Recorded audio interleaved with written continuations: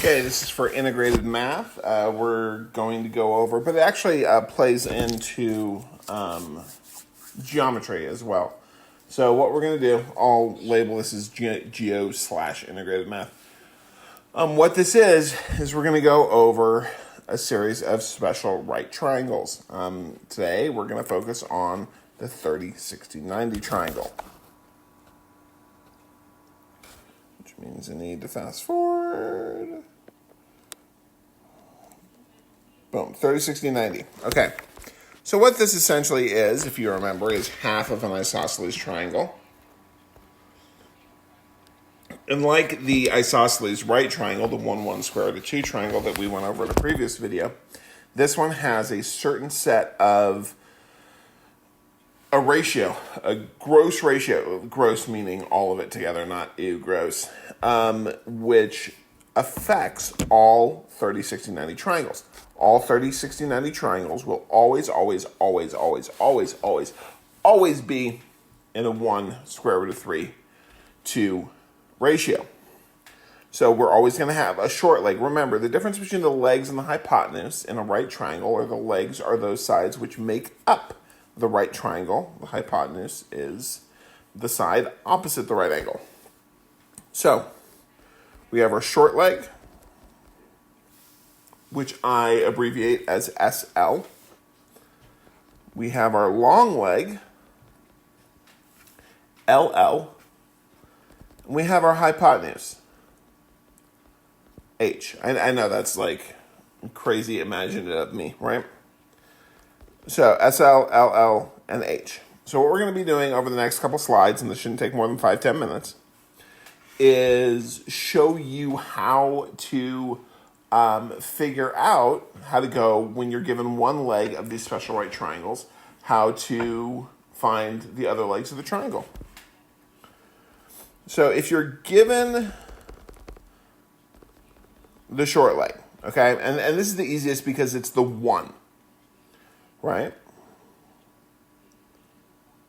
So if we're given the short leg, then to find the long leg, all we have to do is multiply the short leg by the square root of 3. If we are given the, okay, and then for the hypotenuse, we just double it. And you can look at that in that 1 to the square root of 3, 2 ratio. If our short leg is 1, then we multiply it by the square root of 3, and we get 1 times the square root of 3 is the square root of 3. We then multiply 1 by 2, and we get 2. But what if we're given the long leg? Well, my advice to you is when you're given either the hypotenuse or the long leg, find the short leg first. And that's going to give you the best opportunity to go and then work through what we just went, this part right here, in order to find the third side of the triangle. So given the long leg, you're going to do the short leg equals the long leg times the square root of 3 over 3. Now that's the same thing as dividing by... What's going on? Why aren't you moving? Oh, because there we go. Okay. I had set my tablet down on the computer's mouse pad. So, anywho. The long leg divided by the square root of 3. If that doesn't make sense to you, there's a previous video called Rationalizing Denominators. Go back and look at that one, and that'll explain why the square root of 3 over 3 or dividing by the square root of 3 is the same thing. Now, once you do that to the long leg, you now have the short leg.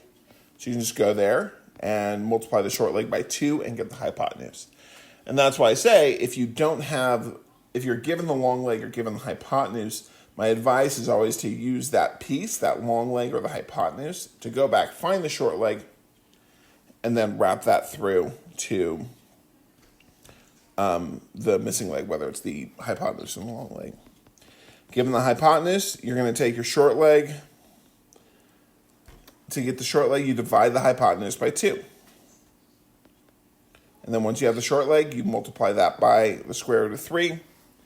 And that is going to give you what you need.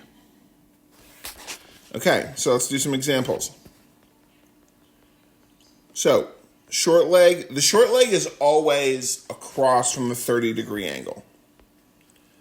The long leg is across from the 60-degree angle, and the hypotenuse is the big one across from the 90-degree angle, sorry.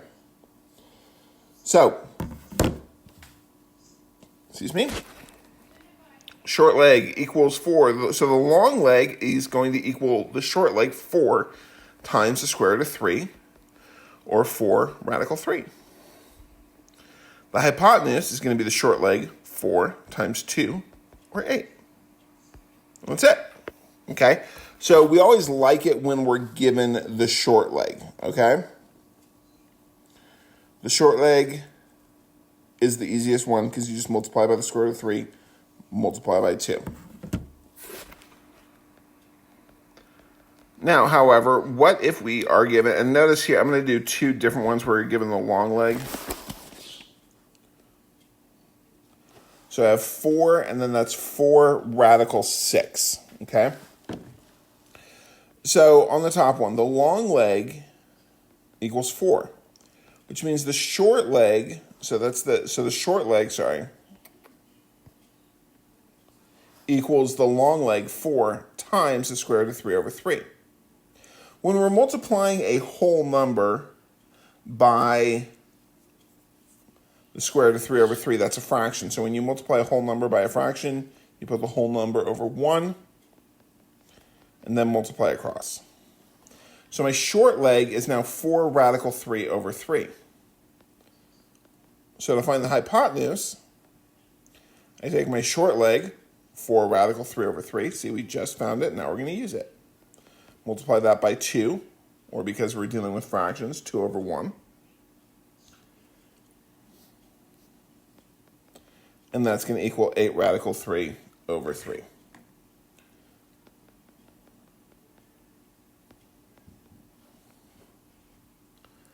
Now, what if your long leg already has a radical in it? So it's 4 radical 6. Well, the short leg is still going to be 4 radical 6. That's my long leg.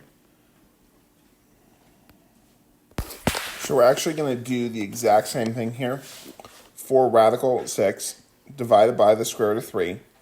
Now here, because I have 2 radicals, I'm going to do, so remember on the previous page, I said you can get the short leg by either multiplying by the square root of 3 over 3, which we did with a 4, or in this case, we're just going to divide by the square root of 3. And again, if this isn't making sense to you, go back, rewatch the rationalizing denominator video, and that'll help.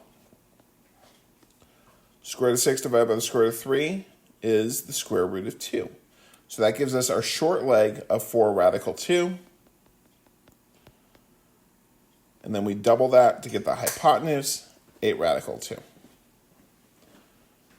Which brings us to, what do we do if we're given the hypotenuse?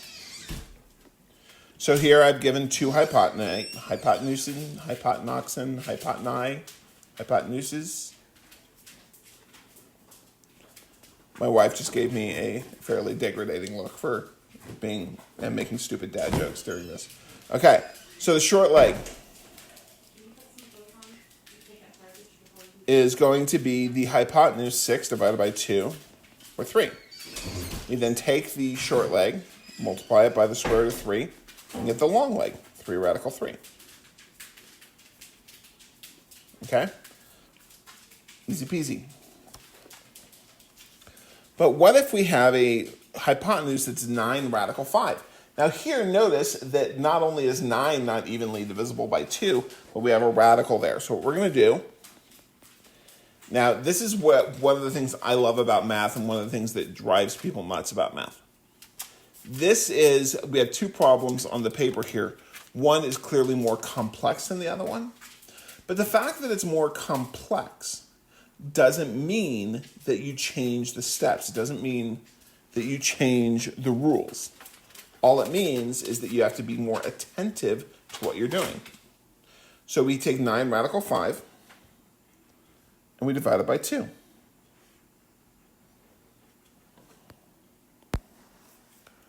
So this gives us 9 over 2. So in all fairness, you can actually leave it as 9 radical 5 over 2. Or you can say that 9 divided by 2 is 4.5. So it then becomes 4.5 divided by the square root of 5. Or not divided by, but multiplied by the square root of 5.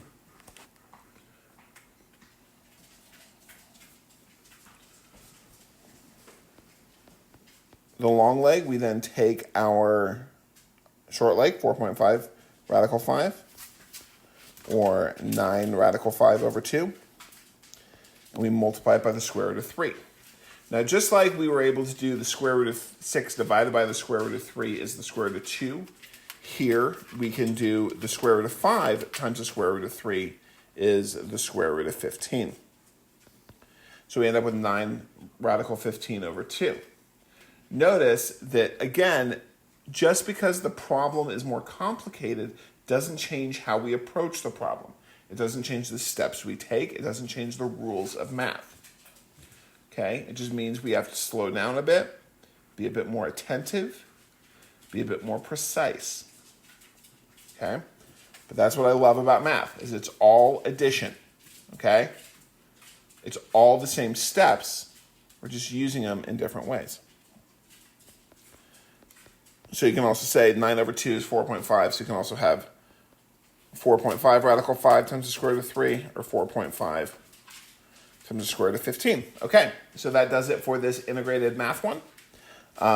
Geometry people, I hope you enjoyed it as well, and I will catch you all later.